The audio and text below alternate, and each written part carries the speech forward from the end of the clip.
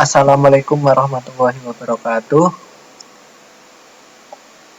Pada kesempatan kali ini, saya akan menjelaskan tentang induksi dan induktansi. Berikut adalah nama teman-teman saya. Kami dari kelompok 1 yang akan menjelaskan tentang induksi dan induktansi. Induksi elektromagnetik. Induksi elektromagnetik adalah peristiwa timbulnya arus listrik akibat adanya perubahan flux magnetik. Dalam hal ini, flux magnetik adalah banyaknya garis gaya magnet yang menembus suatu bidang.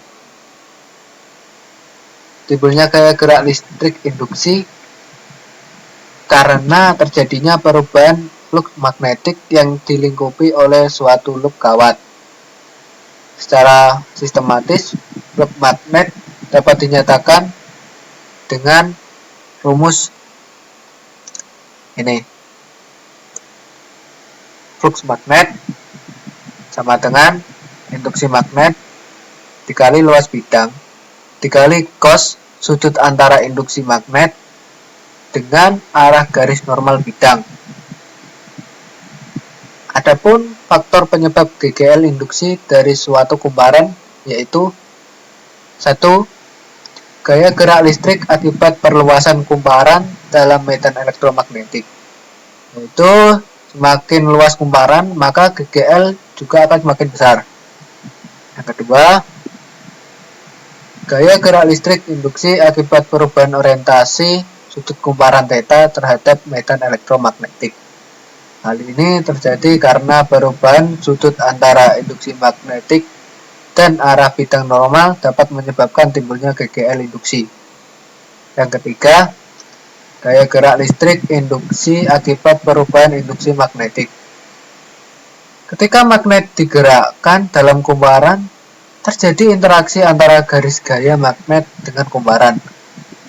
Hal ini menyebabkan perubahan garis gaya magnet yang masuk kumparan dan mengakibatkan jarum galvanometer menyimpang.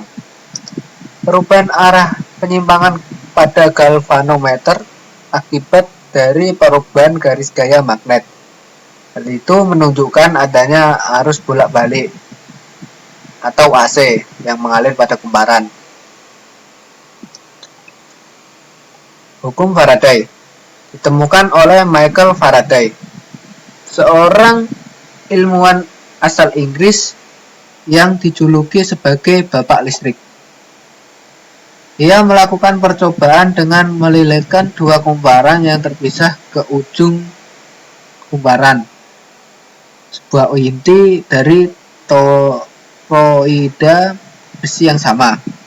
Kemudian menyambungkan sebuah galvanometer ke ujung kumparan untuk membentuk rangkaian tertutup pertama, dan sebuah baterai ke ujung kumparan lainnya membentuk rangkaian tertutup kedua. Hasilnya terjadi penyimpangan sesaat pada jarum galvanometer. Penyimpangan serupa ke arah berlawanan terjadi ketika baterai dilepas dari rangkaian. Dari hasil percobaan tersebut, maka menghasilkan sebuah hukum yang berbunyi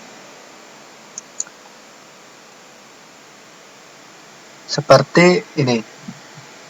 Gaya gerak listrik GGL induksi yang timbul antara ujung-ujung suatu loop penghantar berbanding lurus dengan laju perubahan flux magnetik yang dilengkapi oleh loop penghantar tersebut. Maka didapatkan rumus seperti ini. Tanda negatif ini sebagai penunjuk arah induksi.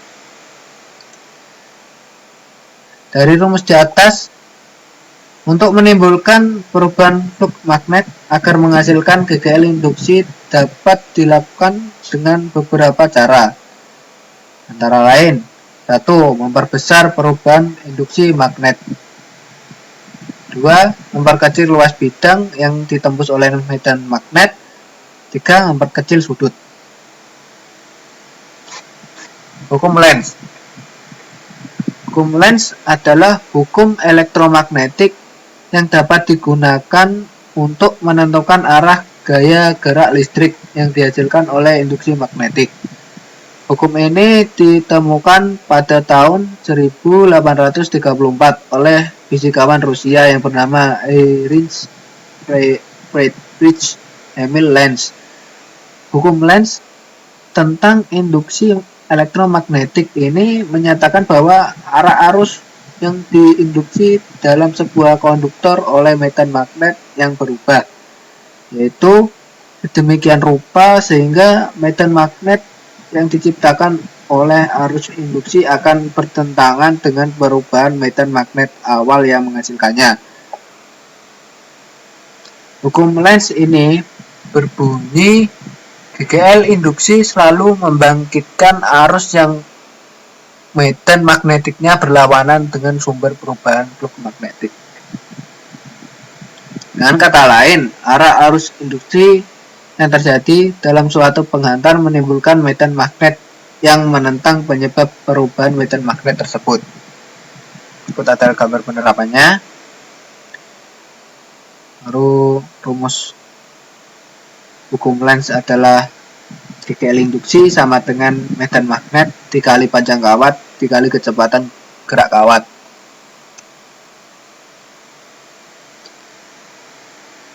Tegangan gerak elektrik.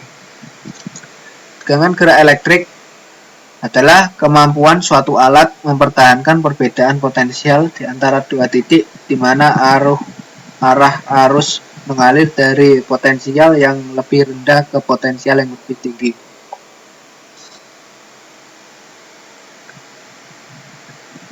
Untuk tegangan gerak elektrik dilambangkan dengan ini, sehingga dapatkan persamaan seperti ini, di mana W adalah usaha dan Q adalah muatan listrik. Tegangan gerak elektrik dapat timbul dari alat yang memiliki kutub negatif dan kutub positif yang terpisah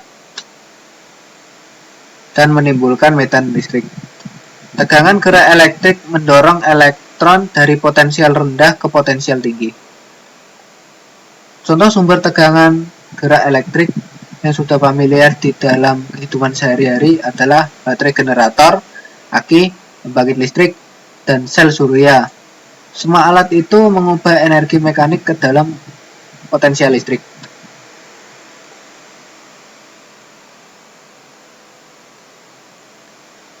Medan listrik induksi yang dicetuskan oleh Michael Faraday.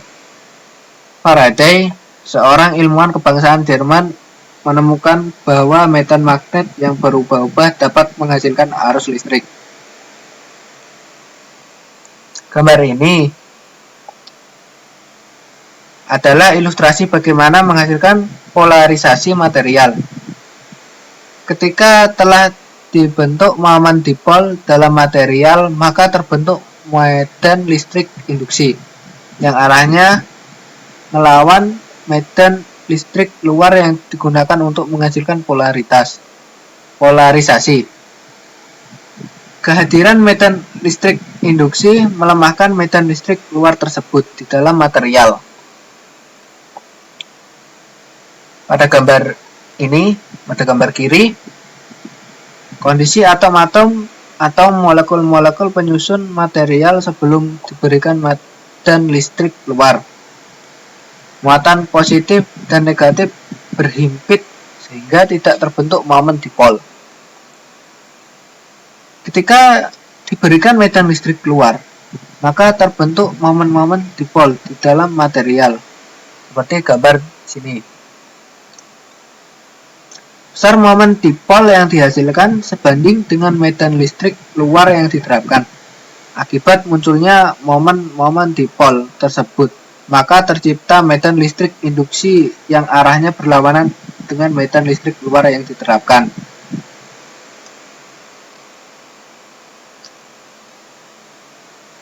Arus pusaran.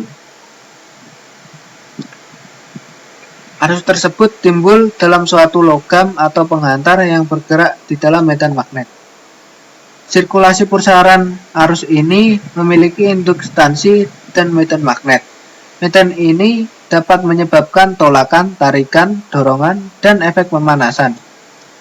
Umumnya, hal ini merugikan karena dapat menimbulkan kalor dan dapat dikurangi dengan memecah penghantar tersebut.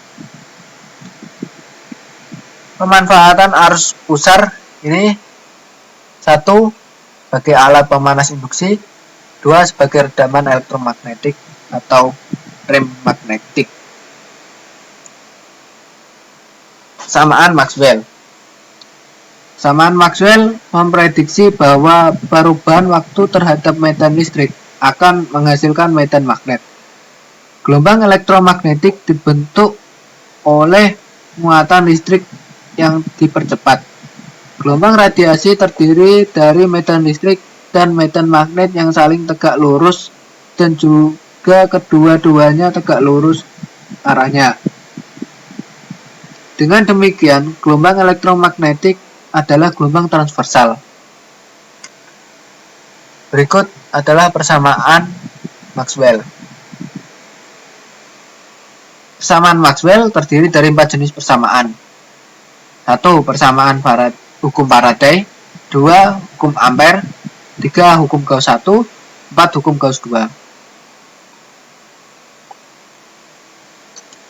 Superkonduktor atau superkonduktivitas adalah suatu fenomena hilangnya hambatan listrik pada suatu material di bawah temperatur kritis. Superkonduktivitas dapat diamati berdasarkan sifat listrik dan sifat magnetnya, yang berturut-turut dapat menghantarkan arus listrik tanpa hambatan dan dapat menolak medan magnet. Suatu bahan dikatakan superkonduktor apabila mempunyai sifat-sifat seperti ini. 1. Tanpa resistivitas atau hambatan 0 untuk semua suhu di bawah suhu kritis. Yang kedua, medan magnetik di dalam bahan superkonduktor sama dengan 0. Lalu, bahan konduktor yang dijumpai sehari-hari selalu mempunyai resistensi. Hal ini disebabkan bahan-bahan tersebut mempunyai resistivitas. Terdapat 2 perangkat yang umum menggunakan superkonduktor, yaitu elektromagnet dan elemen penghubung. Elektromagnet yaitu superkonduktor yang memungkinkan membuat elektromagnet yang kuat dengan ukuran yang kecil. Aplikasi dari elektromagnet dengan superkonduktor antara lain komponen magnetohidrodinamik. Kedua ini elemen penghubung, yaitu suatu gawai penghubung yang menggunakan superkonduktor akan dapat berubah sifatnya dari superkonduktor menjadi konduktor biasa karena pengubahan suhu atau medan magnet di atas nilai kritisnya. Hal ini pengaplikasiannya sebagai pemutus arus yang bekerja dipengaruhi oleh magnetic dielectric cryotron gunakan pada pemutus komputer. Itu adalah aplikasi dari superkonduktor. Kereta magnet, generator listrik superfisien, superkomputer, alat MRI kedokteran. Superkonduktor memiliki 2 jenis, yaitu tipe 1 yang memiliki kekasan di mana tahanan yang diamati adalah 0. Pada tipe ini, medan magnet luar yang cukup kecil pada bahan superkonduktor akan menginduksi arus super yang akan menimbulkan medan magnet induksi dalam bahan itu sendiri. Sehingga induksi magnetik total dalam bahan bernilai 0.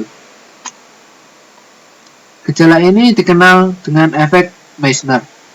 Gejala inilah yang membuat bahan superkonduktor dapat melayang di udara atau yang membuat kereta api maglev melayang di atas rel. Tipe kedua, biasanya disusun oleh beberapa logam sehingga dikenal dengan intermetallic superkonduktor. Selanjutnya, induktansi. Induktansi merupakan sifat sebuah rangkaian listrik atau komponen yang menyebabkan timbulnya GGL di dalam rangkaian sebagai akibat perubahan arus yang melewati rangkaian. Induktansi bersama dan induktansi diri. Induktansi diri adalah bagian dari impedansi yang disebabkan oleh kumparan perubahan arus menyebabkan GGL induksi. GGL induksi sebanding dengan laju, di mana L adalah induksi diri dengan I merupakan arus sesaat, dan tanda negatif menunjukkan bahwa GGL yang dihasilkan berlawanan dengan perubahan arus. Seperti gambar ini. Lalu induktansi bersama. Induktansi bersama terjadi apabila dua kumparan saling berdekatan, maka sebuah arus tetap di dalam sebuah kumparan akan menghasilkan sebuah flux magnetik yang mengitari kumparan tersebut dan menginduksi GGL pada kumparan tersebut. Besar GGL yang diinduksi ke kumparan tersebut berbanding lurus dengan laju perubahan flux melewatinya. Karena flux berbanding lurus dengan kumparan, maka GGL harus banding dengan laju perubahan arus pada kumparan 1.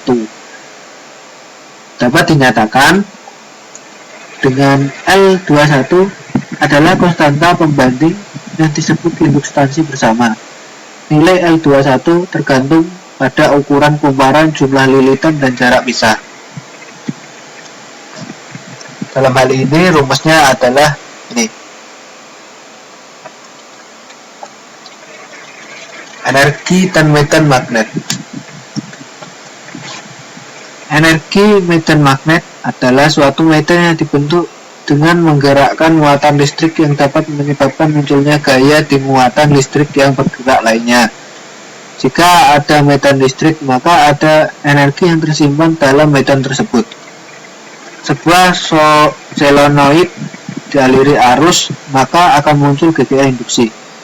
Jika tambahan muatan sebesar yang dialirkan, maka energi yang diperlukan untuk melawan beda potensial solenoid yaitu ini. dW sama dengan min sigma kali dq. Dan untuk kerja total yang dilakukan untuk melewatkan arus pada solenoid adalah W atau U sama dengan setengah LI kuadrat.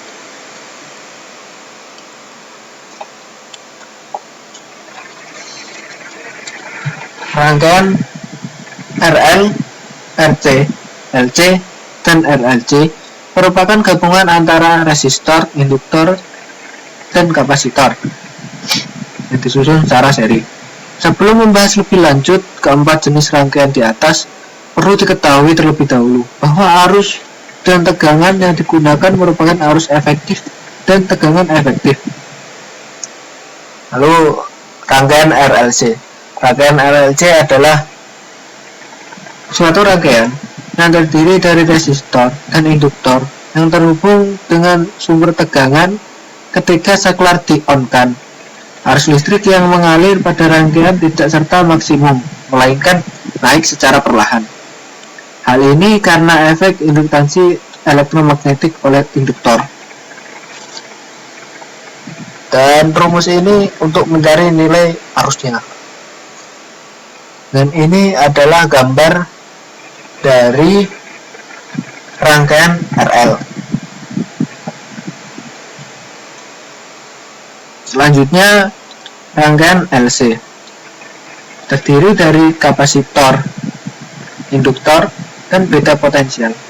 Berbeda dengan rangkaian RL, rangkaian lainnya yang juga menggunakan induktor memiliki perilaku yang berbeda apabila dirangkai bersama-sama dengan kapasitor. Rangkaian semacam itu yang terdiri dari kapasitor dan induktor disebut dengan rangkaian LC. Secara sistematis dapat dinyatakan seperti rumus ini. Dan ini adalah gambar dari rangkaian LC.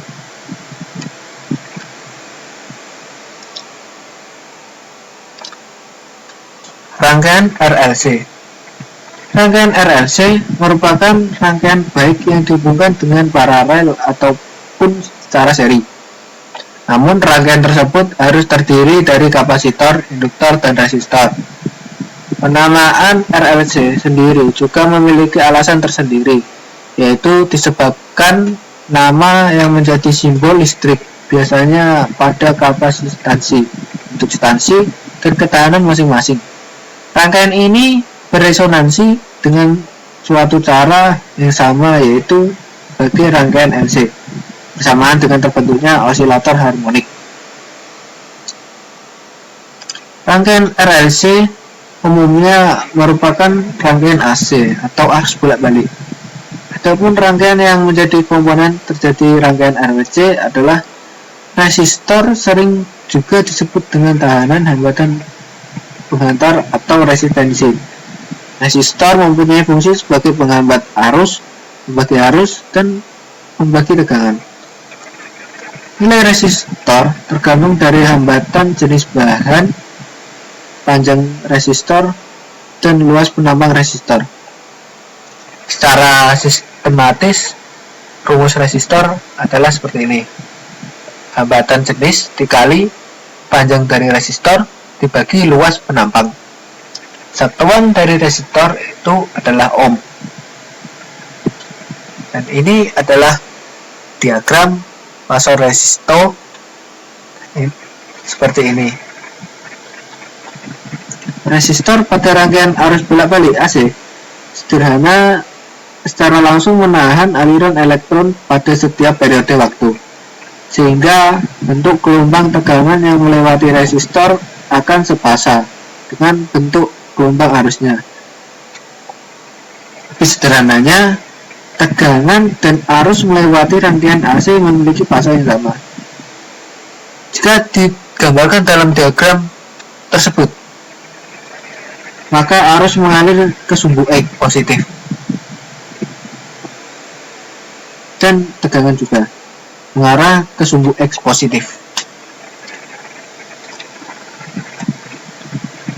Selanjutnya, induktor pada rangkaian AC atau induktif fasa, tegangan mendahului 90 derajat terhadap arus.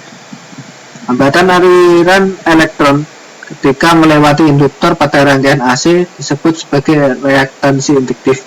Simbol reaktansi induktif adalah XL. Pada rangkaian AC sederhana, reaktansi induktif dapat dihitung menggunakan persamaan seperti ini.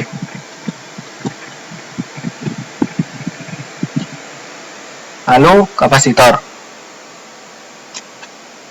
Kapasitor sering juga disebut sebagai kondensator atau kapasitansi. Mempunyai fungsi untuk membatasi arus DC yang mengalir pada kapasitor tersebut dan dapat menyimpan energi dalam bentuk medan listrik. Nilai suatu kapasitor tergantung dari nilai permeabilitas bahan pembuat kapasitor, luas penambang dari kapasitor, dan jarak antar dua keping.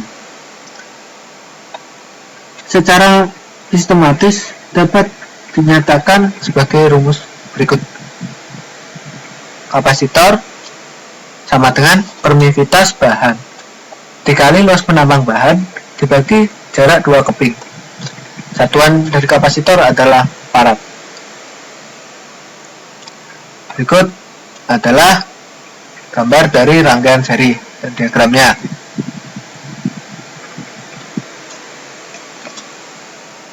Rangkaian seri RLC adalah rangkaian elektronika yang tersusun atas resistor, induktor, dan kapasitor yang dihubungkan secara seri dengan sumber tegangan bolak-balik atau tegangan AC.